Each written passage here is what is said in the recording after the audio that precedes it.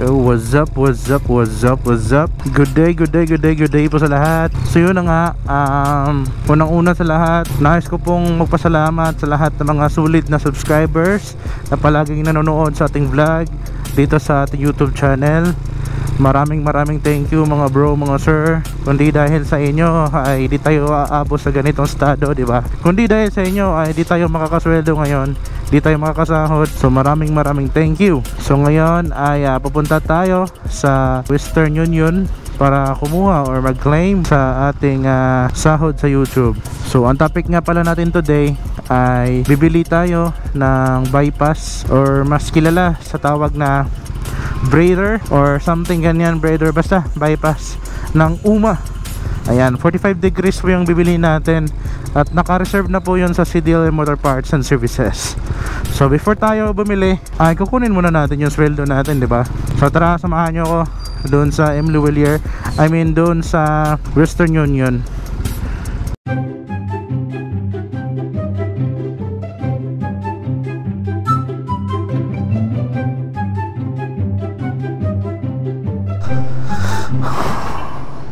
So yan guys, nakuha na natin yung sahod natin. Thank you Western Union. Hirapan tayo dito.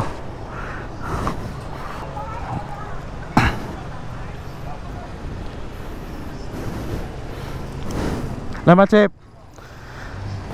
Yan, unang gagawin natin na i-full tank natin si Sniper kasi nagbi-blink na, wala nang gas. XCS full tank. Ay.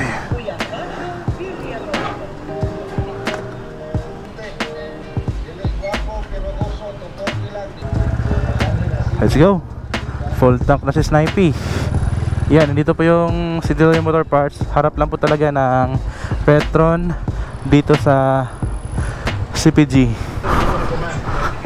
Ayo. Gaon ra ba na eh? Gaon. Shout out.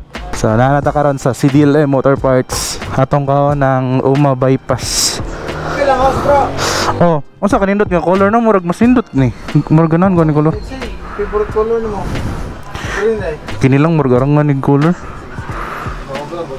Okay ra bre. Balik-balik mo ito black. Okay. Wala tay kwarta. Okay, salamat kayo sa tag-iya. Gwapo kayo. Nga, shout out sa mga shop bro. Ay na sila nga bisita diri. Oh, shout out sa tanan diha nga mga Sniper user diha. Oh. 135 tanto sa 155. Natin mga ginang may pizza ra po diri. Dollar dali ra kay tutong kay tatbang ra sa petrol. Dali ra kayo. CPG North ba na? House. Ha? CPG North ba na diri? CPG North. Sakto. Winard. Kilid sa Governor's Mansion. Okay. So dali ra kay matud-an guys kay atbang ra sa Petron gas station niya CPG. Basta agianan na tagbilaran. Oh. Dagan sila mga RCB, mga bisag unsa nga parts nga kinahanglan sa Sniper. 150 to 155. Mga soda ni tanan, sagol tanan. Sige. Oo. Yeah bro, lamat kay bro. Kaya ako ni-install karon ato lang sabay. Kaya ako i-vlog. Lamat bro. So, yun guys. Sa mga naka-sniper dyan, visit kayo dito. Daming mga paninda about Sniper 150. Ayan o, CDL Motor Parts and Services. Let's go.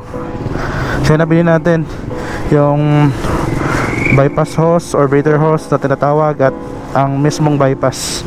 So kabit natin to. Tara, uwi tayo. So yan mga bro, ito na po yung nabili natin na UMA bypass, and 45 degree po yung nabili natin. And dito naman yung hose or breather hose na gagamitin natin, UMA din po ito. So ang presyo nito ay 150 pesos at ang UMA bypass naman ay 700 pesos. So tara, tanggalin muna natin yung magkabilaang cover. Let's go!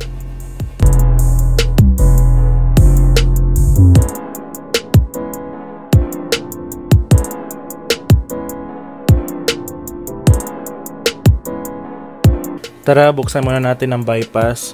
At ang bypass na ito ay makasama po siyang manual, pero di na natin itong babasahin kasi madali lang naman siya ikabit. And ito na po ang actual na itsura ng bypass. Yan, kulay black po yung nabili natin kasi para mas bumagay sa ating motor. Ayan, at may quick release na po ito. Madali lang po itong gamitin. At may butas po talaga ito, di kagaya sa ibang bypass na nabibili sa Shopee ay walang butas, pang forma lang. So yan, madali lang po talaga itong i-install. Tanggalin muna natin tong oil cap at ilagay na ang UMA bypass, and huwag nyo po masyadong higpitan at baka masira yung o-ring. Saktong higpit lang. At ayan, nakakunig na po yung UMA hose at ilagay na natin dito sa bypass. At ang kagandahan dito ay 360 po yung rotation niya. Ayan, at dito natin siya ilulusot sa pinakaunang butas dito sa ating chassis at papunta dito sa kabilang side. Ayan, kung nakikita nyo, ayan po, nakakonekta na po yung hose dito papunta dito sa pangalawang butas at ilulusot nyo doon sa kabila. At dito naman, ayan, ayun, at dito nakalusot yung butas papunta dito sa baba kung saan nanggaling yung hose.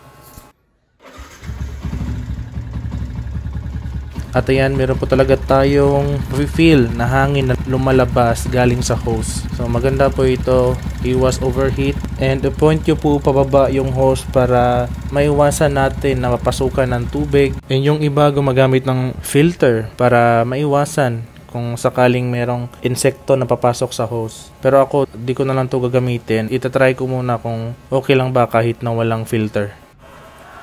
So yan, dito po natin siya ipapwesto. Ayan. Ayun, goods na to. Ayos.